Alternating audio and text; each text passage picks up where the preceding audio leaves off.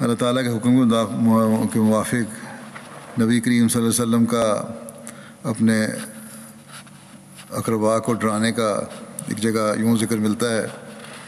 حضرت براء بن عازب بیان کرتے ہیں کہ جب رسول اللہ صلی اللہ علیہ وسلم پر یہ آیت نازل ہوئی کہ وہ انذر عشیرتک الاقربین، اور تو اپنے اہل خاندان یعنی اقربا کو ڈرا، وانذر عشیرتک الاقربین، تو اپنے اہل خاندان یعنی اقربا کو ڈرا. آپ نے فرمایا اے علی، ہمارے لیے ایک سا کھانے کے ساتھ بکری کی ران تیار کرو. اور ایک روایت میں سا کے بجائے مد کا لفظ ملتا ہے.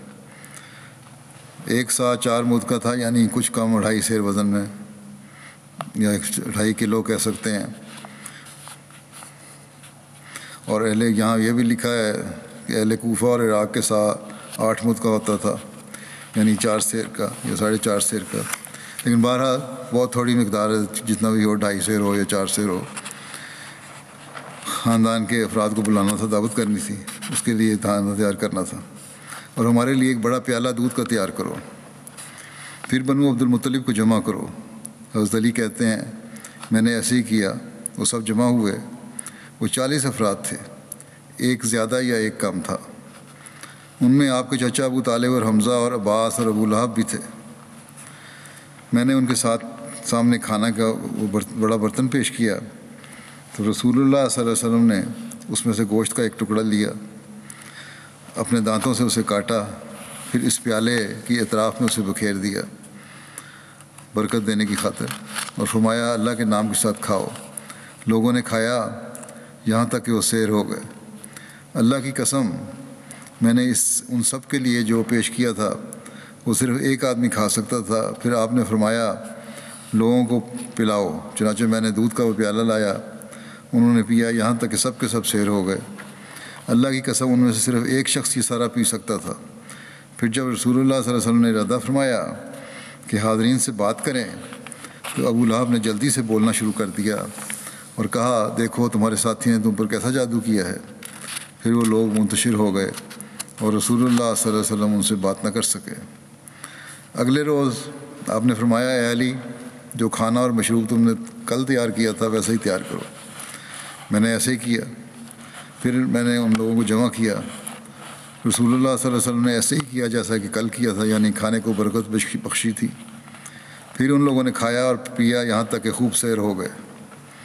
پھر رسول اللہ صلی اللہ علیہ وسلم نے فرمایا اے بنو عبد المطلب، میں عرب کے کسی نوجوان کو نہیں جانتا جو اپنی قوم کے لیے اس سے بہتر بات لے کر آیا ہو جو میں تمہارے لیے لایا ہوں.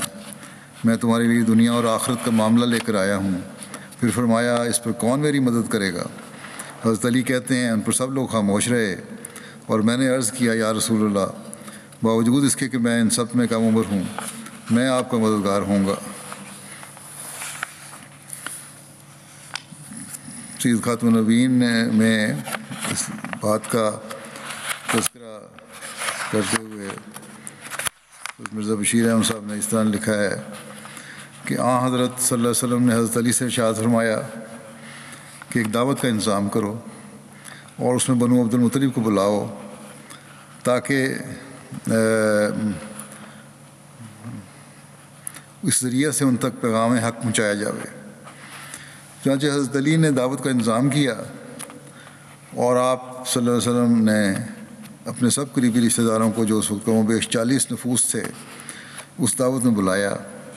جب وہ کھانا کھا چکے تو آپ نے کچھ تقریر شروع کرنی چاہی، مگر بدبخت ابو لہب نے کچھ ایسی بات کہہ دی جس سے سب لوگ منتشر ہو گئے.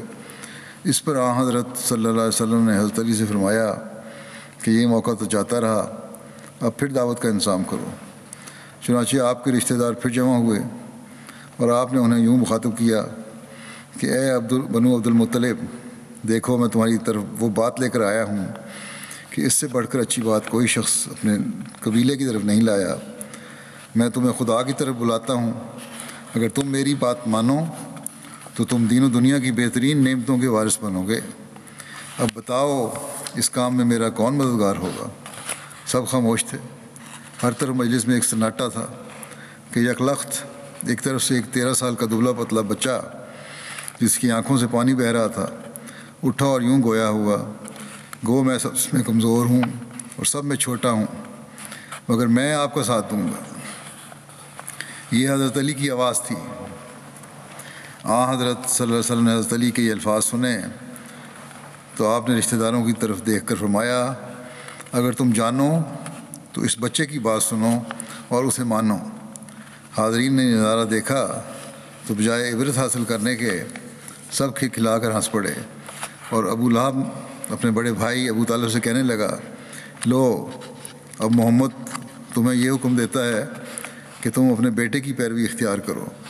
اور پھر یہ لوگ اسلام اور حضرت صلی اللہ علیہ وسلم کی کمزوری پر ہنسی اڑاتے ہوئے رخصت ہو گئے۔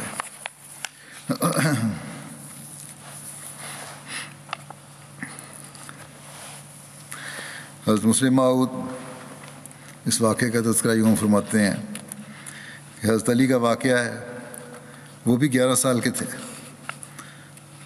بچوں کو بھی اس کو غور سے سننا چاہیے۔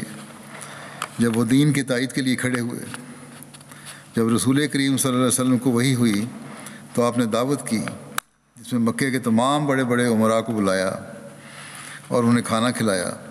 پھر آپ کھڑے ہوئے اور فرمایا کہ میں کچھ اپنے دعویٰ کی بات کرنا چاہتا ہوں۔ اس پر سارے اٹھ کر بھاگ گئے۔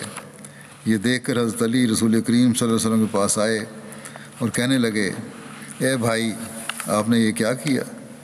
آپ جانتے ہیں کہ یہ بڑے دنیا دار لوگ ہیں، ان کو پہلے سنانا تھا اور پھر کھانا کھلانا تھا۔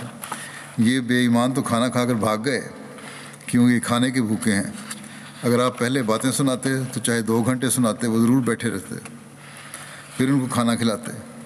چنانچہ رسول کریم صلی اللہ علیہ وسلم نے پھر اس طرح کیا، پھر دوبارہ ان کو بلایا اور ان کی دعوت کی، لیکن پہلے کچھ باتیں سنا لیں اور پھر کھانا کھلایا۔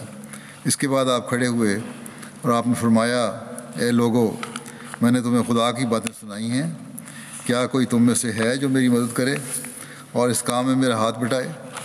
مکے کے سارے بڑے بڑے آدمی بیٹھے رہے، صرف حضرت علی رضی اللہ تعالیٰ عنہ کھڑے ہوئے اور کہنے لگے، اے میرے چچا کے بیٹے، میں ہوں، آپ کی مدد کروں گا۔ آپ نے سمجھا کہ یہ تو بچہ ہے، چنانچہ پھر آپ کھڑے ہوئے اور فرمایا، اے لوگو، کیا تم میں سے کوئی ہے جو میری مدد کرے؟ پھر سارے بوڑھے بوڑھے بیٹھے رہے اور وہ 11 سال کا بچہ کھڑا ہو گیا اور اس نے کہا کہ میرے چچا کے بیٹے، میں جو ہوں، میں تیری مدد کروں گا۔ پھر رسول کریم صلی اللہ علیہ وسلم نے سمجھا کہ خدا کے نزدیک جوان یہی 11 سالہ بچہ ہے، باقی بوڑھے سب بچے ہیں، ان میں کوئی طاقت نہیں ہے، یہی بچہ ہے جو عقل مند ہے۔